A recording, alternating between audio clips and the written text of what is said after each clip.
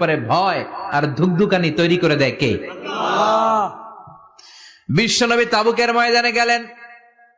Roman সাম্রাজ্যের খ্রিস্টান সৈনিকেরা যখন জানতে পারলো বিশ্বনবী এসেছে, সব সৈনিক নিয়ে দৌড়।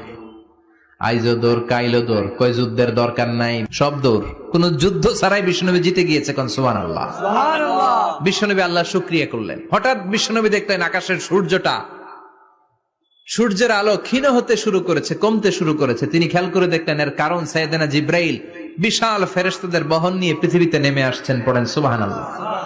এসে বললেন, ইয়া রাসূলুল্লাহ, আমি 1,40,000 ফেরেশতা নিয়ে নেমে এসেছি। আপনি কি জানেন না, ঠিক একটু আগে মদিনাতে আপনার এক প্রিয় সাহাবা, তার নাম হচ্ছে মুআবিয়া ইবনে মুআবিয়া আল মুজানি, একটু আগে শেষ নিঃশ্বাস ত্যাগ করেছে।